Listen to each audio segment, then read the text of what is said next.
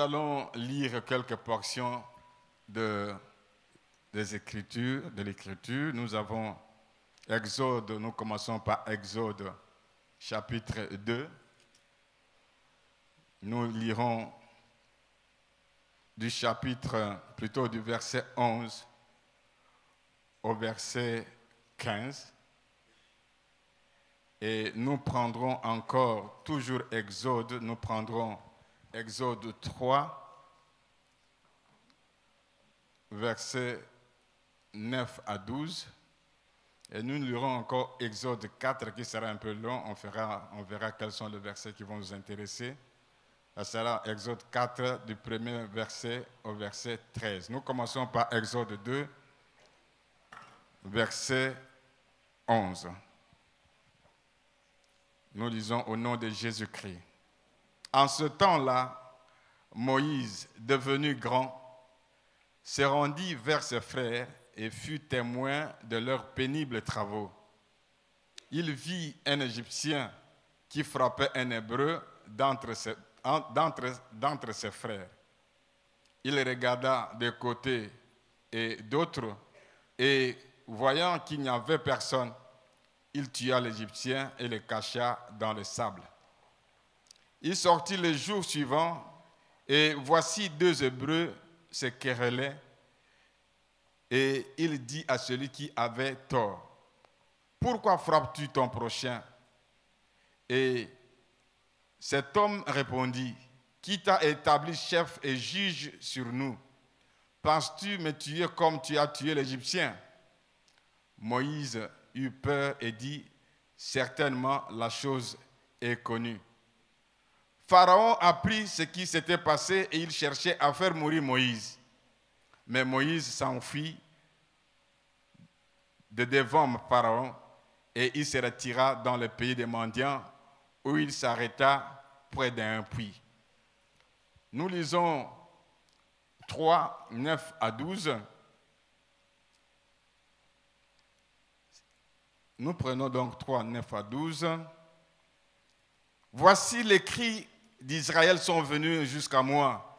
J'ai vu l'oppression que leur font souffrir les Égyptiens. Et maintenant, va, je t'enverrai auprès de Pharaon et tu feras sortir d'Égypte mon peuple, les enfants d'Israël. Moïse dit à Dieu, qui suis-je pour aller vers Pharaon, pour le faire sortir d'Égypte, pour faire sortir d'Égypte plutôt les enfants d'Israël? Et Dieu dit, je serai avec toi.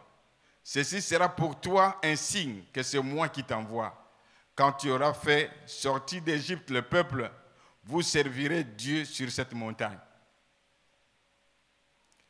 Et nous prenons le dernier chapitre, plutôt que le dernier passage, c'est 4, 11 à 13. Là, on fera un peu plus vite.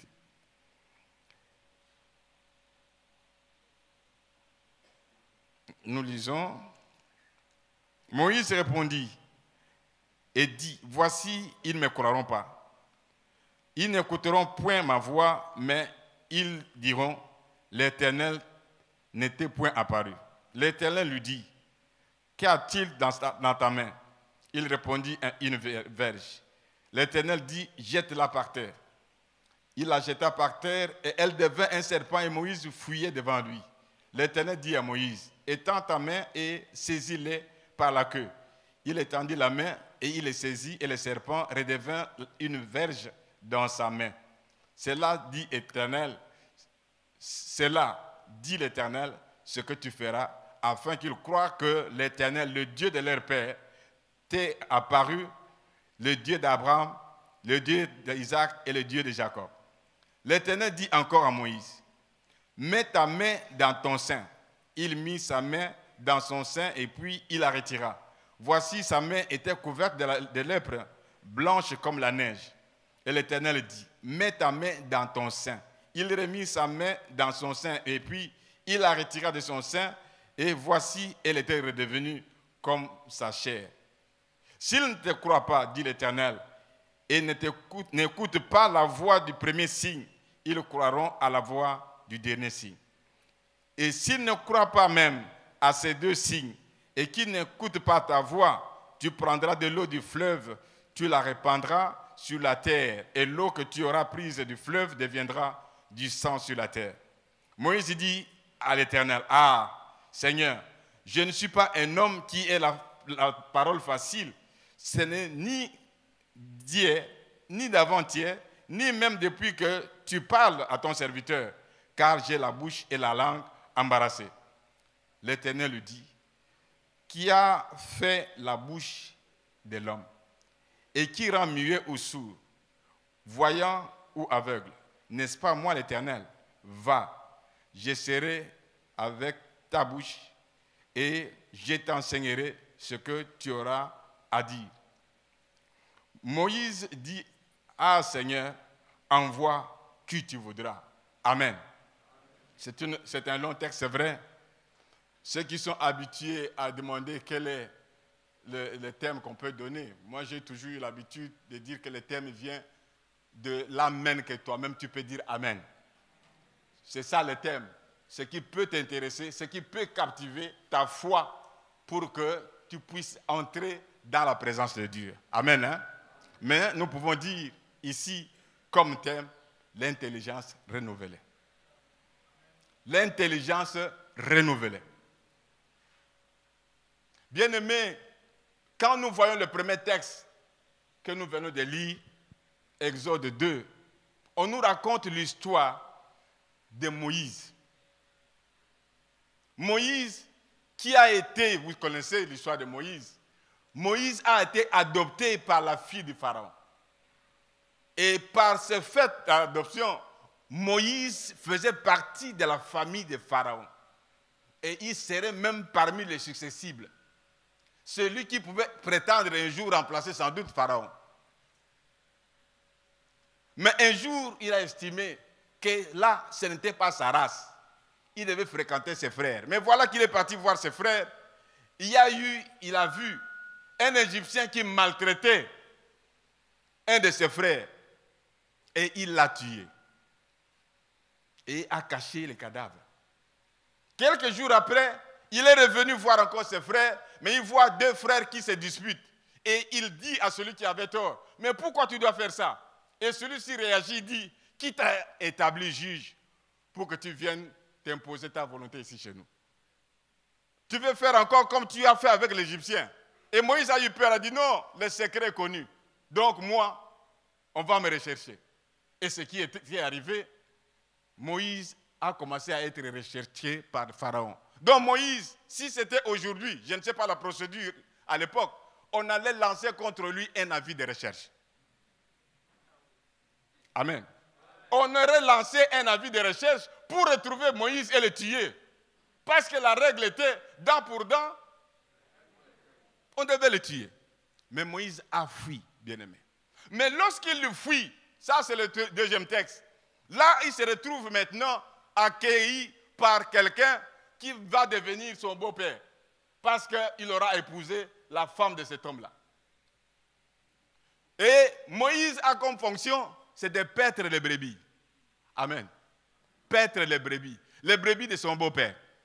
Et un jour, quand il était en train d'exercer sa fonction, c'est là où il va rencontrer celui-là qui est le Dieu puissant, le Dieu qui est au-dessus de tout, le créateur des cieux et de la terre.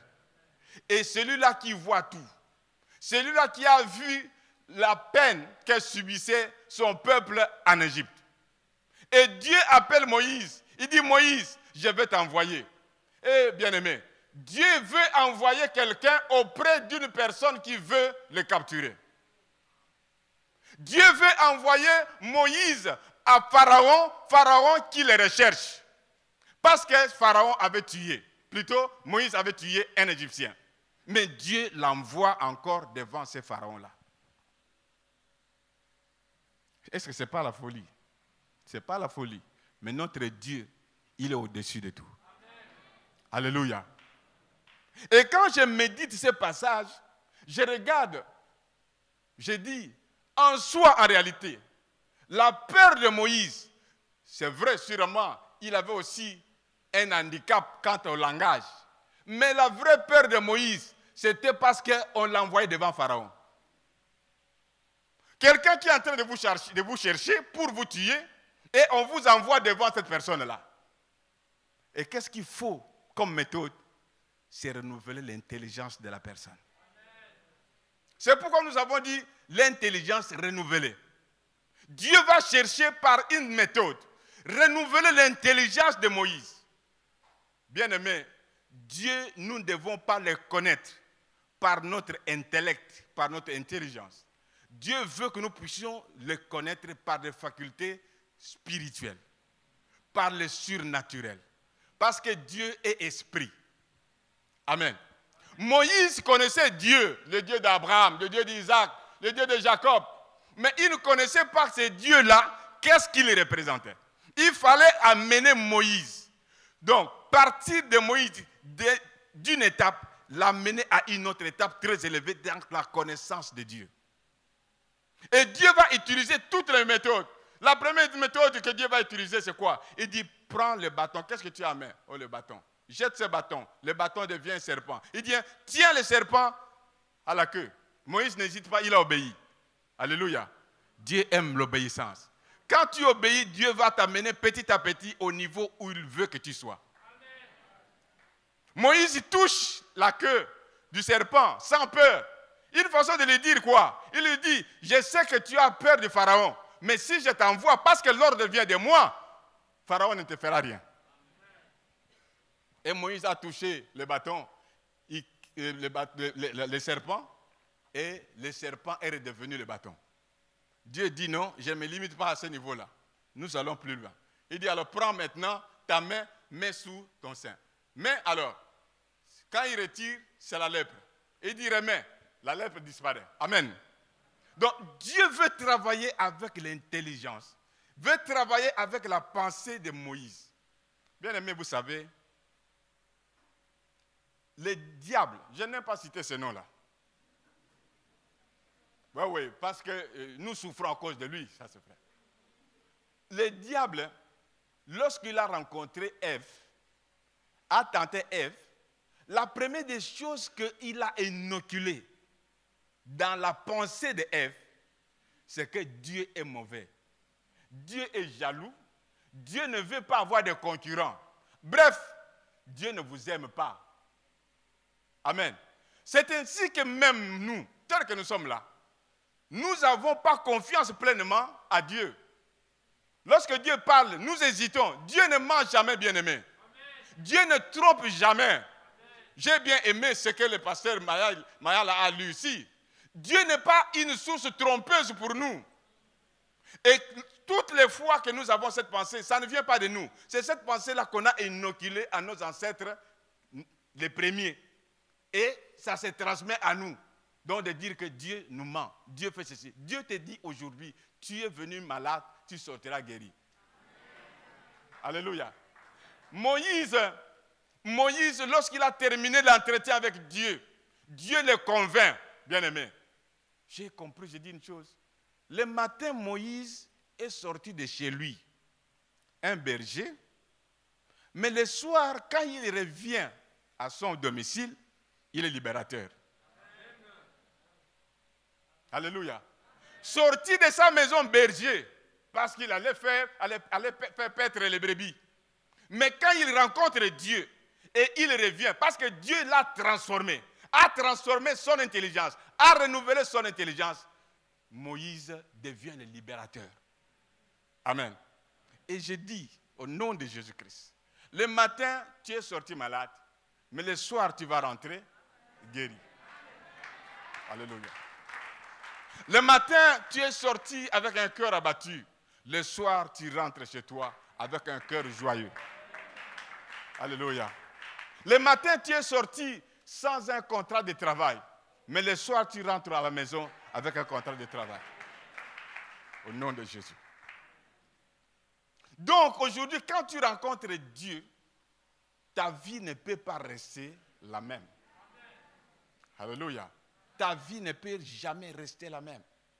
Tu dois changer. Alléluia. Et pour que ça change, cette rencontre de Dieu avec Dieu, comme je l'ai dit, ça doit être d'abord une rencontre non pas intellectuelle, mais spirituelle. Je vais vous donner une illustration. Il y a quelqu'un qui a rencontré Dieu d'abord intellectuellement. C'est Pierre. Pierre a passé beaucoup de temps avec Jésus. Pour lui, c'était naturel. Donc, il est avec Jésus. Jésus opère des miracles et tout. Mais un jour, Jésus lui dit, ou leur dit, que tel que vous êtes là, au moment venu, tous, vous allez m'abandonner. Vous allez fuir. Et Pierre dit quoi? Non, moi j'ai l'épée, nous allons nous battre. Vous voyez la façon de comprendre intellectuellement. Alors que le combat dont parle Jésus, ce n'est pas un combat donc charnel, c'est un combat spirituel. Et la preuve en est que, quelque temps après, quand on arrête Jésus, Pierre va sortir son épée et va couper l'oreille de quelqu'un. Toujours, c'est charnel. Il ne comprend rien. Quand on l'amène Jésus, lorsqu'on va le juger, et on découvre Pierre, que Pierre, tu as tué un de ses disciples. Pierre a renié. Il a renié. Celui qui avait dit que moi, je ne fuirai pas, je te suivrai. Amen. Parce que son intelligence n'était pas encore renouvelée. Quelque temps après, lorsque Jésus-Christ ressuscite et retrouve Pierre avec les autres disciples, il dit à Pierre, paie mes brebis. Jusque-là, Pierre ne comprend toujours pas. Et s'il comprend, c'est d'une façon intellectuelle qu'il comprend. Mais c'est lorsque, le jour de la Pentecôte, l'Esprit de Dieu, le Saint-Esprit descend sur les disciples, que c'est ce jour-là que Pierre voit son intelligence transformée. Parce que Pierre, qui a eu peur seulement d'une femme, parce que la femme lui a dit, mais toi, mais tu es parmi ses disciples. Une femme, Pierre fort, homme qu'il est, parce qu'il était pêcheur. Je suppose qu'il était fort, parce qu'il tirait des filets pleins de poissons. Je suppose qu'il était fort, bien aimé. Mais ce jour-là, il a peur d'une femme, je vous assure. Un poltron. Mais je vous dis, il n'était plus poltron le jour de la Pentecôte. Le jour de la Pentecôte, l'Esprit de Dieu descendant sur lui, Pierre a eu son intelligence transformée. Il a harangué la foule, il a prêché Jésus-Christ et beaucoup de gens ont reçu Christ comme Seigneur et Sauveur ce jour-là. Amen. Donc il n'y a que le Saint-Esprit qui peut travailler notre vie, qui peut changer notre caractère, qui peut nous donner de l'intelligence et une intelligence renouvelée. Alléluia. C'est ainsi que même la Bible dit que ne vous conformez pas au siècle présent, mais soyez transformés par le renouvellement de l'intelligence pour que vous puissiez savoir quelle est la volonté de Dieu, qu'est-ce qui est agréable et qu'est-ce qui est parfait. Amen.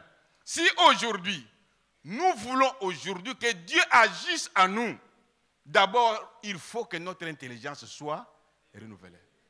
Et ce renouvellement passe par une confession que j'aime bien, c'est de dire Dieu est amour. Alléluia.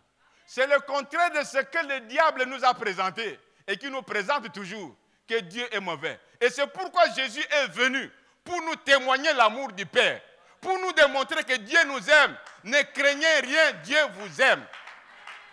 Alléluia. J'ai bien aimé le cantique de Frère Démocrate. Il dit, Jésus nous a aimés. Jésus nous a aimés. Et il nous aime encore. Et il nous aimera toujours. Jésus, la fois passée quand j'ai exhorté ici, j'ai dit, Jésus pleure toujours. Pourquoi? Parce que nous ne croyons pas en lui. Nous ne croyons pas à sa capacité. Nous ne croyons pas à sa puissance. Jésus est capable de faire tout ce qu'il nous a promis. Alléluia. Si tu marches dans cette vie-là, si tu marches sur cette voie-là, de la foi, que Jésus est fidèle, il ne ment jamais et il est capable de tout, tu vivras la main de Dieu dans ta vie. Et ce soir, bien-aimé, si tu es venu avec cette pensée-là, qui est que Dieu ne t'aime pas, aujourd'hui, Dieu te dit que je t'aime. Je suis prêt à transformer ton intelligence. je suis prêt à transformer la pensée, de retirer, d'extirper de ta tête la pensée que l'ennemi a mise en toi. Il est capable d'extirper cela aujourd'hui au nom de Jésus-Christ. Nous allons nous lever dans la prière, bien-aimés.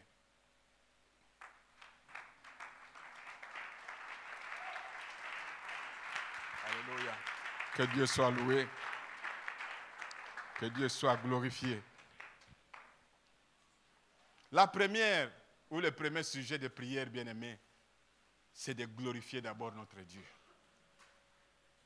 De lui dire merci. Quand je pense à Jésus, je dis, qu'est-ce que nous serions, nous, si Jésus n'était pas là? Et qu'est-ce que nous serions, nous, si Jésus ne nous avait pas envoyé le Saint-Esprit? Vous savez que le monde d'aujourd'hui cherche toujours à nous écraser. Partout où vous irez, vous êtes un enfant de Dieu, on cherchera à vous écraser. Jésus savait, et il l'a même dit, que vous allez connaître les tribulations. Il nous a prévenus. C'est pourquoi ne soyez jamais étonnés que vous puissiez connaître des tribulations dans votre vie. Ne soyez jamais étonnés. Notre maître, qui est l'omniscient, nous avait déjà prévenus. Alléluia. C'est pourquoi ce soir, nous allons dire, Seigneur Jésus, nous te bénissons. Nous te glorifions. Et nous allons le faire par des acclamations. Nous allons acclamer le roi des rois. Nous allons acclamer le Seigneur des seigneurs. Le Dieu très haut, le Dieu vivant, le Dieu puissant, Jésus-Christ de Nazareth.